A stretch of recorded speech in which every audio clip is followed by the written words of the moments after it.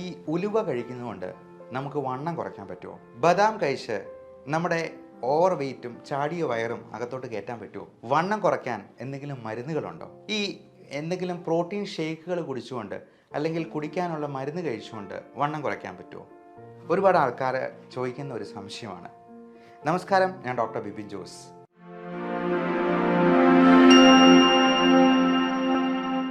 വണ്ണം കുറയ്ക്കാൻ ഒരു പ്രത്യേക തരത്തിലുള്ള മരുന്ന് ഇന്ന് അവൈലബിൾ ആണ്. അത് ഫാറ്റ് ബേൺ ചെയ്യാനായിട്ട് നമ്മളെ സഹായിക്കുന്ന ആൽഫ സൈക്ലോഡെക്സ്ട്രിൻ എന്ന് പറയുന്ന ഒരു തരത്തിലുള്ള പ്രത്യേക മരുന്ന് നമ്മൾ ഭക്ഷണത്തിന് മുൻപ് ഓരോ ടാബ്ലറ്റ് രൂപത്തിൽ 3 നേരം കഴിച്ചെന്നാൽ ഈ പറഞ്ഞ വണ്ണം കുറയ്ക്കാനായിട്ട് സഹായിക്കുന്ന FDA അപ്രൂവ്ഡ് ആയിട്ടുള്ള ഒരു മരുന്ന് തന്നെയാണ്. ഫുഡ് ആൻഡ് ഡ്രഗ് അഡ്മിനിസ്ട്രേഷൻ എന്ന് പറയുന്ന ഔദ്യോഗിക സംഘടനയുടെ അംഗീകാരം ലഭിച്ചിട്ടുള്ള ഒരു മരുന്ന് തന്നെയാണ് ഈ ആൽഫ സൈക്ലോഡെക്സ്ട്രിൻ.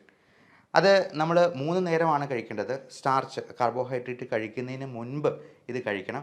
അതിൻ്റെ കൂടെ 2-3 ഗ്ലാസ് വെള്ളം കൂടെ കുടിക്കുക. കൂടാതെ ഈ മരുന്നുകൾക്ക് പ്രത്യേകമായിട്ടുള്ള ഗുണം എന്ന് വെച്ചാൽ അത് കാർഡിയോ വാസ്കുലർ ഹെൽത്ത് ബെനിഫിറ്റ്സ് ഉണ്ട്.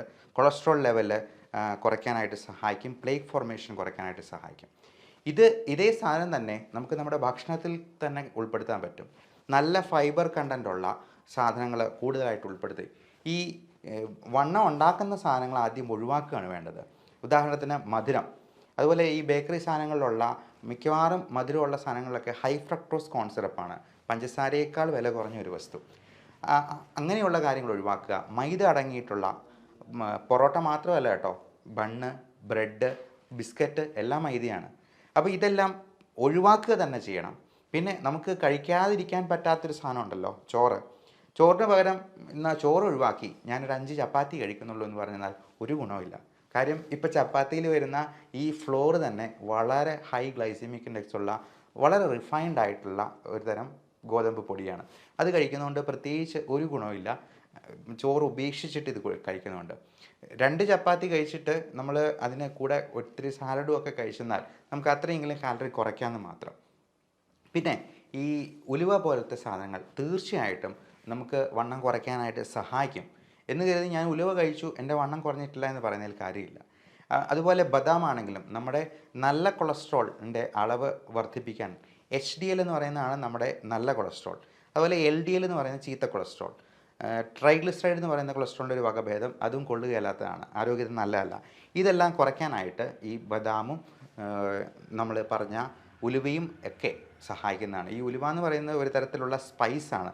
നമുക്കറിയാം, ഉലുവ നമ്മുടെ ആരോഗ്യത്തിന് വേണ്ടി ഉപയോഗിക്കുന്ന ഒരു സാധനമാണ്. നമ്മുടെ സ്പൈസസ് ആയിട്ട് നമുക്ക് കറികളിലൊക്കെ ചേർക്കാവുന്നതാണ്. ഉത്തമനായ ഉലുവ എന്നാണ് പറയുക. അപ്പോൾ ഇങ്ങനെയുള്ള കാര്യങ്ങളൊക്കെ ഉപയോഗിക്കുന്നത് തീർച്ചയായിട്ടും നമ്മുടെ ആരോഗ്യത്തിനെ സഹായിക്കുന്നതാണ്, വെയിറ്റ് കുറയ്ക്കാനായിട്ട് സഹായിക്കുന്നതാണ്. പിന്നെ ഈ പൊടി കലക്കി കുടിച്ച് വെയിറ്റ് കുറയ്ക്കുന്നതിനെക്കുറിച്ച് നമുക്കൊന്ന് വരാം. ഇങ്ങനെയുള്ള ഇപ്പോൾ വിപണിയിൽ അങ്ങനത്തെ പല പൊടികളും അവൈലബിൾ ആണ്. ഇങ്ങനെയുള്ളവരൊക്കെ പറയുക രാത്രിയിലത്തെ ഡിന്നറിന് പകരം ഇത് കഴിക്കണമെന്നുള്ളതാണ്. അവിടെ തന്നെ നമ്മൾ ടെക്നിക്ക് മനസ്സിലാക്കണം. നമ്മൾ ഡിന്നർ ഒഴിവാക്കിയെന്നാൽ തന്നെ ഒരു ദിവസം 200 ഗ്രാമോളം വെയിറ്റ് കുറയ്ക്കാൻ പറ്റുമെന്ന് മനസ്സിലാക്കുക. 200 ഗ്രാം വീതം ഓരോ ദിവസവും, അങ്ങനെ 10 ദിവസം കൊണ്ട് നമുക്ക് 2 കിലോ കുറയ്ക്കാം. അപ്പോൾ നമ്മൾ ഈ പൊടി തന്നെ വാങ്ങിച്ച് വലിയ വിലയ്ക്ക് വാങ്ങിച്ച് കഴിക്കേണ്ട കാര്യമില്ല. ഡിന്നർ അങ്ങ് ഒഴിവാക്കുക. പകരം 0 കാലറി ആയിട്ടുള്ള എന്തെങ്കിലും സാലഡിലേക്കോ വളരെ മധുരം കുറഞ്ഞിട്ടുള്ള പഴങ്ങളിലേക്ക്, ഇപ്പോൾ നമ്മൾ പേരയ്ക്ക പോലത്തെ സാധനങ്ങൾ, നല്ല മധുരമുള്ള മാങ്ങാപ്പഴമൊക്കെ കഴിച്ചിട്ട് കിടന്നാൽ ചോറ് കഴിക്കുന്നതിനേക്കാൾ കൂടുതൽ കാലറി ഉള്ളിലോട്ട് ചെല്ലും. അതുകൊണ്ട് അങ്ങനെയുള്ളതൊന്നും അഭികാമ്യമല്ല. പകരം ഇത്തരത്തിലുള്ള കാര്യങ്ങൾ ചെയ്യാം. പിന്നെ നമ്മൾ സ്ലോ ആയിട്ടുള്ള എക്സസൈസുകൾ പരമാവധി ചെയ്യാനായിട്ട് നോക്കുക. അതോടൊപ്പം ഈ വെയിറ്റ് കുറയ്ക്കാനുള്ള ഏറ്റവും നല്ല മാർഗ്ഗമാണ് നമ്മൾ ഈ കാർബോഹൈഡ്രേറ്റ്സിനെ ഒഴിവാക്കി പകരം ഹൈ ഫൈബർ കണ്ടൻ്റുള്ള സാധനം. ഇപ്പോൾ കപ്പ, ചേന, ചേമ്പ്, മണ്ണിലടിയിൽ വളരുന്ന സാധനങ്ങളെല്ലാം നല്ല ഫുൾ സ്റ്റാർച്ചാണ്. അത് ഒരു സസ്യം അതിൻ്റെ ജീവിതകാലയളവ് മുഴുവൻ ഉപയോഗിക്കാനുള്ള ഊർജ്ജമാണ് സംഭരിച്ചു വെച്ചിരിക്കുന്നത്. എന്നാൽ ചക്ക എന്ന് പറയുന്നത് വളരെ നല്ല സാധനമാണ്. കാരണം അത് മരത്തിലുണ്ടാകുന്ന ഒരു ഫ്രൂട്ടാണ്, ഇഷ്ടം പോലെ ഫൈബർ കണ്ടൻ്റുള്ള ഒരു ഫ്രൂട്ട്. ഈ ചോറിന് പകരം നമുക്ക് ചക്ക കഴിച്ച് നോക്കിക്കേ.